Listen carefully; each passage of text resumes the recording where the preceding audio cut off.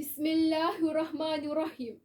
Sekalung apresiasi bersaudara pengurusi majlis, barisan intelektual kehakiman, penjunjung kesesamaan, penjaga masa, penghitung detik perjalanan dan warga dewan yang dimuliakan. Assalamualaikum warahmatullahi wabarakatuh. Salam ukhuwah bersulam kemesraan. Belia cermelang, negara terbilang. Begitulah indahnya tajuk pidato yang saya sampaikan pada hari ini.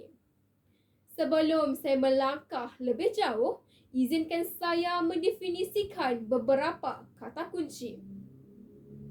Secara konseptualnya, belia cermelang boleh ditakrifkan sebagai golongan muda yang berdaya saing dan mampu memanipulasikan dirinya ke arah kemajuan seiring perkembangan zaman. Manakala negara terbilang pula diertikan sebagai sebuah negara yang dipimpin oleh pemimpin berwibawa yang mampu mencapai keseimbangan dalam segala aspek termasuk politik, ekonomi maupun sosial. Belia cermelang, negara terbilang boleh saya rumuskan sebagai golongan muda yang berkualiti, mampu melonjakkan nama negara di persada dunia dalam aspek politik, ekonomi dan sosial. Sidang saksi bermisi. Cetusan idea saya yang pertama.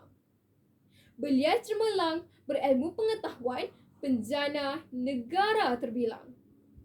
Adik Nurul Aina buktinya yang hanya berumur 15 tahun telah dilantik sebagai penyelidik Mesir kuno oleh Persatuan Pelancongan Angkasa Antarabangsa berkaitan penciptaan bekas makanan untuk para angkasawan dunia. Beliau menjadi contoh belia cermelang berilmu pengetahuan yang menjulang nama negara.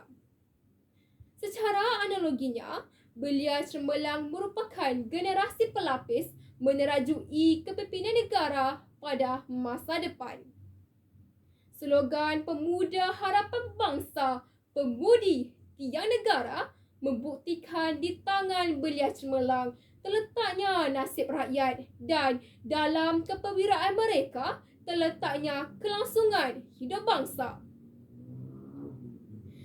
Sesuai dengan apa yang diungkapkan oleh Saidina Umar Al-Khattab, barang siapa yang ingin menggenggam nasib sesuatu bangsa, maka genggamlah para pemudanya. Kejayaan Sultan Muhammad Al-Fatih dalam membuka kota Konstantinopel pada umur 20-an jelas membuktikan di tangan belia cermelang mampu memimpin sebuah negara walaupun berusia setahun jagung, darah setampuk pinang. Tidak dapat disangka lagi kepimpinan negara akan terus terpelihara dalam tangan belia cermelang demi menjana pembangunan negara terbilang. Sidang Dewan yang penuh santun. Cetusan idea saya yang kedua. Belia cermelang berkepribadian mulia, pencetus negara terbilang. Mantan Perdana Menteri Datuk Seri Abdullah Ahmad Badawi pernah berkata, bangsa yang mulia dan terhormat bukan sahaja kaya intelek, tetapi kaya jiwanya dengan nilai-nilai murni.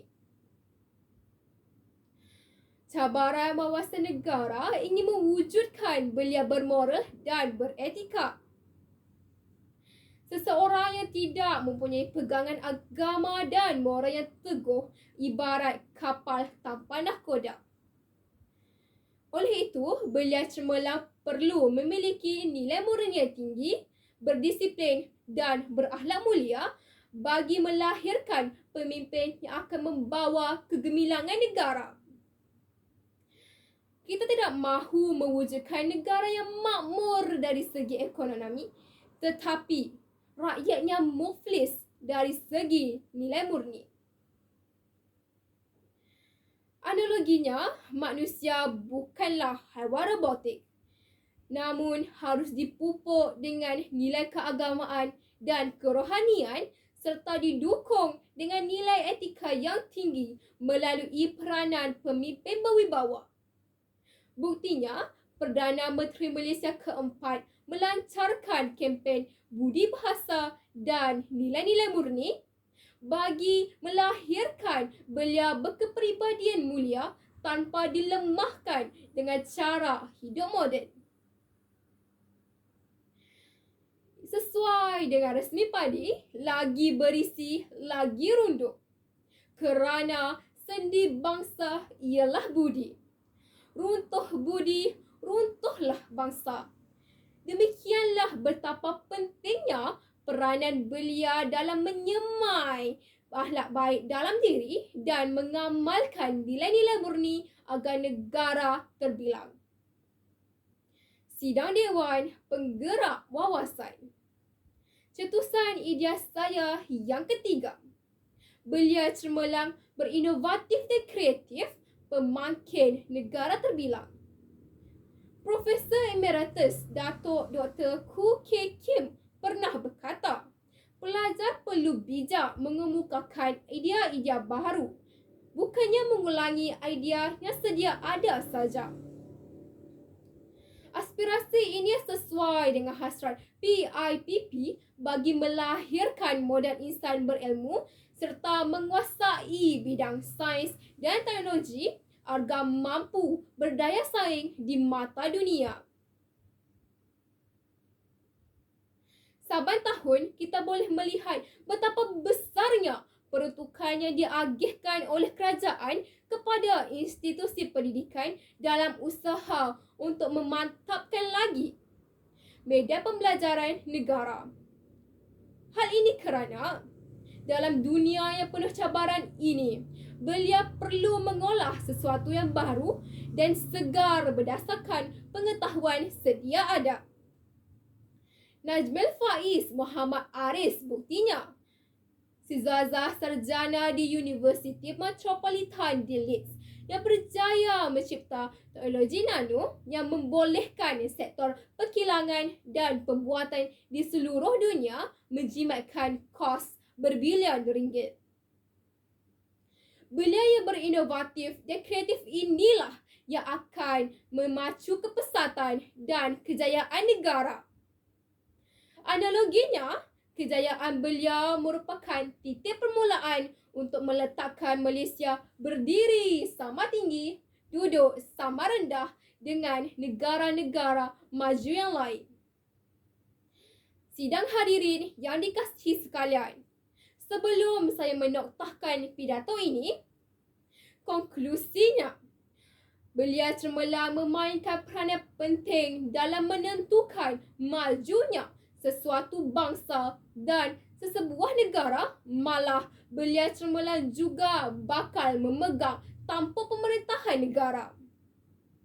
Seterusnya, belia cemerlang juga membina dan mencanai negara ke arah kegemilangan dalam pembangunan sosial, budaya, politik dan ekonomi negara terbilang. Ayo beliaku, gegar dunia mengharumkan nama negara. Belia cemerlang, negara terbilang. Sekian, wabillahi taufiq wa hidayah. Assalamualaikum warahmatullahi wabarakatuh.